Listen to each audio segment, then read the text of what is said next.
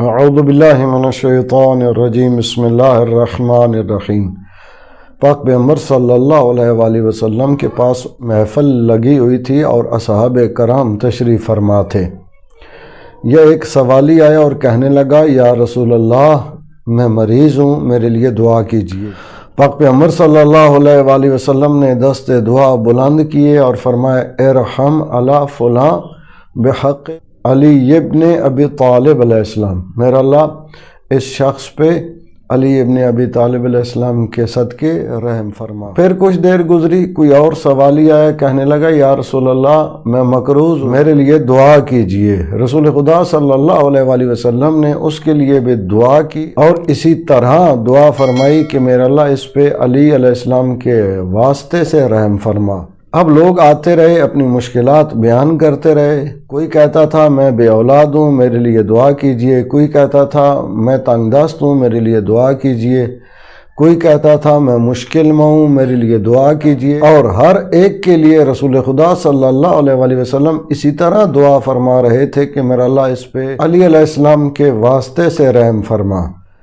اصحاب بڑے حیران ہوئے کہ یہاں پہ علی علیہ السلام موجود بھی نہیں ہے، پھر بھی رسول خدا صلی اللہ علیہ وآلہ وسلم علی علیہ السلام کا واسطہ دے کر دعا مانگتے ہیں۔ ہو سکتا ہے کہ ان میں سے کسی کے دل میں یہ خواہش پیدا ہوئی ہو کہ رسول خدا بیلنس پالیسی استعمال کریں، کبھی میرا نام لے دیں، کبھی کسی دوسرے صحابی کا نام لے دیں، کبھی کسی تیسرے صحابی کا نام لے دیں، ہر بار علی علیہ السلام کے واسطے سے دعا مانگ رہے ہیں۔ یہ بہت ساری اصحاب نے بات نوٹ کی اور آپس میں ڈسکس بھی کی، لیکن اس کا اظہار پاک پیغمبر صلی اللہ علیہ وآلہ وسلم کی خدمت میں کسی نے بھی نہیں کیا۔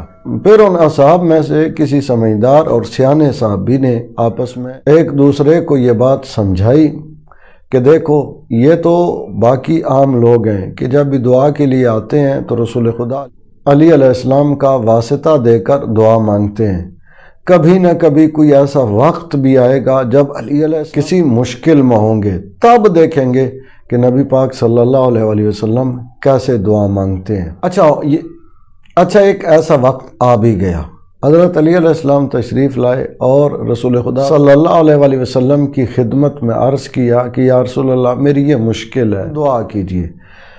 اب اصحاب بڑے متوجہ ہوئے، سب کے کان کھڑے ہوئے کہ پہلے تو لوگوں کے لیے دعا مانگتے تھے تو علی علیہ السلام کا واسطہ دیتے تھے، آج علی علیہ السلام آئے ہیں کہ دعا کیجئے، تو اب ان کے لیے دعا کرتے ہوئے کس کا واسطہ دیتے ہیں؟ سوچنے والوں نے سوچا ہوگا میرا واسطہ دیں گے، میرے دوست کا واسطہ دیں گے، میرے کسی ساتھی کا واسطہ دیں گے، ہم میں سے کسی کا واسطہ دیں گے، لیکن حیران ہوئے دیکھنے والے کہ رسول خدا صلی اللہ علیہ وآلہ وسلم نے دست دعا بلند فرمائے اور دعا مانگنے لگے، اللہم ارحم علی ابن ابی طالب بحق علی ابن ابی طالب، میرا اللہ تجھے واسطہ علی علیہ السلام کا کہ علی علیہ السلام پہ رحم فرما۔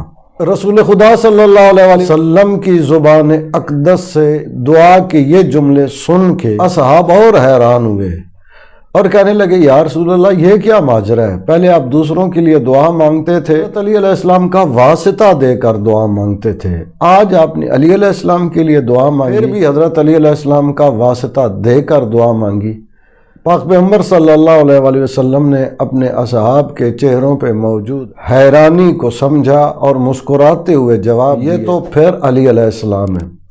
جب میں خود کسی مشکل میں ہوتا ہوں یا خدا کی بارگاہ میں کوئی حاجت کا طلبگار ہوں تو میں رسول اللہ صلی اللہ علیہ وآلہ وسلم بھی اللہ کی بارگاہ میں اللہ کو علی علیہ السلام کا واسطہ دے کر دعا مانگتا ہوں۔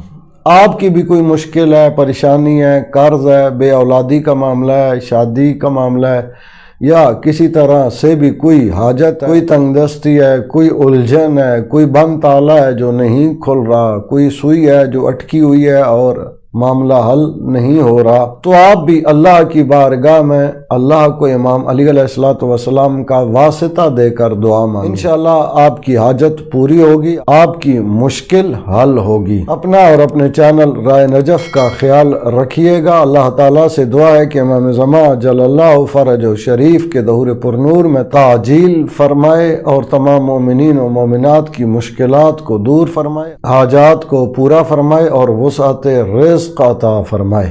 اللہم صلی علی محمد و آل محمد وعجل فرجہم۔